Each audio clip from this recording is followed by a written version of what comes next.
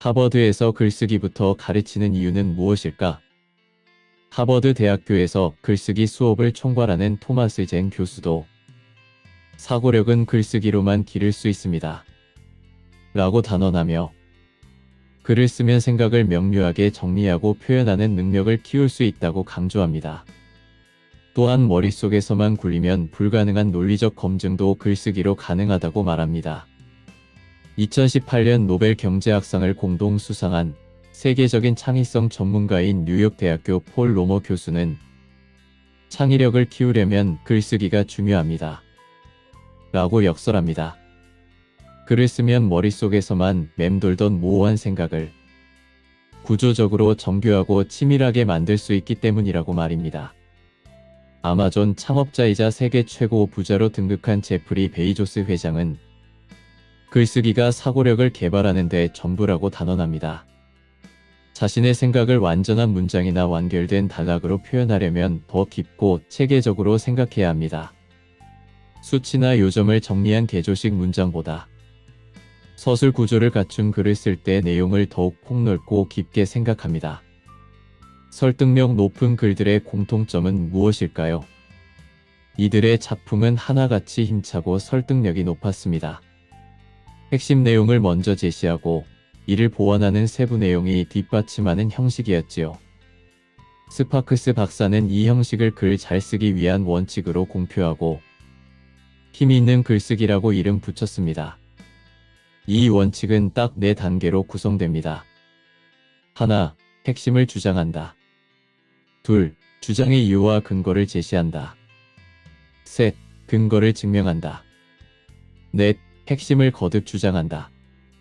힘이 있는 글쓰기는 설득력 있게 말하고 쓰는 핵심 원칙입니다. 오늘은 150년 하버드 글쓰기 비법, 송숙희 지음 중에서 함께합니다. 인공지능 시대에 꼭 알고 습득해야 할 지식으로 넘치는 책입니다. 이어갑니다. 글쓰기 전에 준비할 것은 무엇일까요? 글쓰기 때문에 겪는 곤란과 혼란의 원인은 대부분 쓸거리가 분명하지 않아서라는 것입니다. 글을 써도 늘지 않는 이유는 단언컨대 쓸거리가 없거나 쓸거리를 제대로 정리하지 못하거나 쓸거리가 분명하지 않아서입니다. 쓰는 사람 자신이 무엇을 쓰는지도 모르면 이런저런 생각을 늘어놓아 봐야 결과는 횡설수설, 중언부언입니다. 독자에게 전달할 내용을 미리 정리하지 않았으니 써봤자 그 글이 읽힐 리 없습니다. 들은 내용, 읽은 내용, 기억나는 것들을 대충 얼기설기 짜깁기나 할 뿐입니다. 쓸거리를 분명히 정했어도 논리적으로 짜임새 있는 메시지로 구성하지 못하면 결과는 마찬가지입니다. 글쓰기에서는 핵심을 콕 짚어 메시지로 만들어 낼 쓸거리를 준비하는 작업이 가장 중요합니다. 스파크스 박사의 힘이 있는 글쓰기 원칙을 비롯하여 글을 잘 쓰려면 이렇게 하라며 글쓰기 교과서와 전문가들이 오랫동안 입을 모아 조언해 온 항목입니다. 하나, 결론부터 써라. 둘, 핵심 생각을 명료하게 전달하라. 셋, 메시지를 단락으로 나누어 설득하라. 넷, 사례를 들어 납득되게 하라. 다섯, 근거를 제시하여 믿게 하라. 여섯, 원하는 바를 제안하라. 언제나 탄탄한 기초가 먼저인 이유는 무엇일까요? 글쓰기는 생각을 표현한 문장들을 연결해 의사를 전달하여 상대방과 통하는 일입니다. 제대로 배워 연습하고 단련하지 않으면 생각하기도 좀채 쉬워지지 않습니다. 글쓰기에서 가장 중요한 점은 쓸거리를 만들어내는 개요짜기입니다. 이를 인식하지 못하면 글쓰기는 평생 감당하기 어려운 이번 생에는 망한 능력이라고 좌절하게 됩니다. 어떤 생각을 전하는 데 일이 있고 조리 있게 개요를 짜는 일은 참 어렵습니다. 개요를 만들면 생각이 핵심 위주로 구성됩니다. 그래서 생각을 요점 없이 장황하게 늘어놓지 않게 되고 알아듣기 쉽게 글을 쓸 수 있습니다. 즉 생각의 낭비를 막아 최종적으로 표현해야 할 내용에 집중할 수 있습니다. 의견은 메시지의 핵심입니다. 이런 구조를 완벽하게 갖출 때 논리정연하고 설득력 높은 메시지가 탄생합니다. 첫째, 의견 주장하기. 둘째, 이유와 근거로 증명하기. 셋째, 사례로 증명하기. 넷째, 의견 강조하기. 이 단계를 밟기만 해도 생각과 정보를 논리적인 흐름으로 정리할 수 있습니다. 메시지를 완벽하게 만들고 나면 이를 전달하기란 매우 수월합니다. 오레오맵은 어떤 과정을 거쳐 설득력 있는 글 한 편이 될까요? 간단히 정리하면 이러합니다. 의견, 이유, 사례, 의견 강조 및 제안. 이렇게 해당하는 내용을 각 한 줄씩 만듭니다. 그 다음 각 한 줄을 핵심 주제로 두고 세부 내용을 보태 단락으로 만듭니다. 마지막으로 각각 논리적으로 완결된 4개의 단락을 연결하면 글 한 편이 완성됩니다. 하버드 대학교가 그토록 집요하게 매달려 온 논리에 기반을 둔 글쓰기는 읽는 사람의 머릿속의 핵심을 정확하고 빠르게 전달합니다. 어떤 글이든 논리가 완벽하고 객관적이면 읽는 사람이 저항할 새 없이 원하는 반응을 보입니다. 논리정연한 글쓰기는 스피드 경영 시대의 속전속결로 결정하기 위한 가장 이상적인 소통 방식입니다. 글이 논리적이지 못하면 그저 글쓰기가 미숙한 정도가 아니라 업무 능력까지 미숙하다고 여기게 됩니다. 이 상황이 가장 위험합니다. 일리 있게 잘 읽히는 글에는 논리를 완성하는 3가지가 반드시 들어갑니다. 하나, what, 무엇을 이야기하는가. 둘, why, 왜, 이것이 필요한가. 셋, how, 어떻게 하면 되는가. 오레오맵은 논리의 3요소 무엇을, 왜, 어떻게를 정확하게 배치한 생각의 틀입니다. 이 틀에 따라 생각을 정리하면 상대를 빠르게 설득할 수 있습니다. 다시 한번 정리합니다. 1단계, 의견 제시하기. 오레오맵으로 논리정연한 메시지를 만들 수 있도록 핵심 내용을 명료하게 다듬는 과정입니다. 2단계, 이유 들기. 1단계에서 주장한 의견에 타당한 근거를 들어 증명하는 과정입니다. 2단계에서 객관적인 수치로 의견이 증명되면 독자는 빠르게 설득됩니다. 3단계, 사례 들기. 예시와 사례로 증명의 쐐기를 박는 단계입니다. 이유와 근거가 이성에 호소하는 증명 방식이라면 예시와 사례는 독자의 마음에 어필합니다. 4단계, 의견 강조하기, 제안하기. 독자에게 끌어내고자 한 반응을 촉구하는 내용을 담습니다. 이로써 핵심을 빠르게 전달하는 메시지 만들기가 완성됩니다. 핵심을 찾고, 만들고, 연구하는 오레오맵을 본격 가동하기 전에 누구에게, 왜, 무슨 말을 하고 싶은지부터 정리합니다. 이는 글로 쓰려는 생각을 확인하는 과정입니다. 아이디어는 3가지로 정리할 수 있습니다. 하나, 독자는 누구인가? 둘, 독자에게 무슨 말을 할 것인가? 셋, 독자에게 전하는 매혹적인 약속. 내 생각으로 독자를 설득하려면 논리를 갖춰야 합니다. 이는 결론, 이유, 근거를 밝히는 작업입니다. 논리를 구성하는 필수 요소 3가지를 저는 논리 삼총사라고 부릅니다. 이는 결론, 이유, 근거로서 무엇을 어쩌라는 거지? 왜 그래야 하지? 그 이유가 타당한 기준은? 논리 삼총사인 결론, 이유, 근거를 확인하니 모자람이 없습니다. 하지만 독자가 알고 싶어할 한 가지를 더 보태야 합니다. 그래서 이제 어떻게 하면 되지? 이어지는 다음 이야기입니다. 연구 결과에 따르면 독자가 내 글에 허락한 시간은 맨 처음 0.3초입니다. 그야말로 쓱 하는 순간에 누군가에게 선택받지 못하면 내가 쓴 글은 세상에 존재하지 않게 됩니다. 제목이 가까스로 선택받았다 해도 이제는 4.4초의 벽을 넘어야 합니다. 0초, 4.4초의 벽을 차례로 넘으면 이번에는 180초 동안 독자가 에세이를 다 읽도록 만들어야 합니다. 검색창 하나로 세계인을 잡아두는 구글 연구진이 찾아낸 요즘 사람들의 집중력은 8초라고 합니다. 그러니까 180초 동안 8초마다 다른 곳에 관심을 빼앗기지 않게끔 글을 써야 합니다. 기회는 보자마자 단 한 번입니다. 오레오맵으로 개발한 메시지를 하버드식 에세이로 전달하는 데 가장 중요한 점은 무슨 수를 쓰든 독자가 글을 읽게 만드는 것입니다.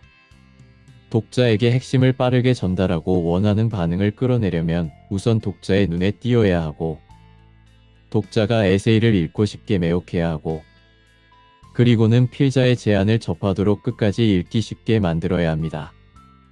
이렇게 어려운 일을 해내는 첫 주자가 제목이며, 다음에는 도입부가 바통을 이어받습니다. 도입부까지만 읽게 만들면 그 다음은 오레오맵으로 탄탄하게 조직한 메시지가 받쳐줄 것입니다. 요지는 제목과 도입부가 어떻게 그 어려운 일을 하게 쓰는가입니다. 요즘 사람들은 정보 비만 환자입니다. 집중력 지속시간이 금붕어보다 못한 8초에 불과하지요.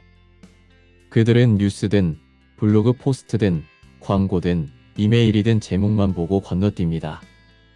요즘 이렇게 헤드라인만 골라 읽는 소비자들을 헤드라인 쇼퍼라고 합니다. 헤드라인 쇼퍼들은 신문, 웹페이지, 책, 잡지도 헤드라인이 끌리지 않으면 눈길 한번 주지 않습니다. 당신의 글이 읽힌다는 것은 이런 무자비한 환경에서 독자에게 선택받는다는 뜻입니다. 단번에 선택받으려면 헤드라인, 즉 첫 문장부터 선택받아야 합니다. 제목은 모든 글의 첫 문장입니다.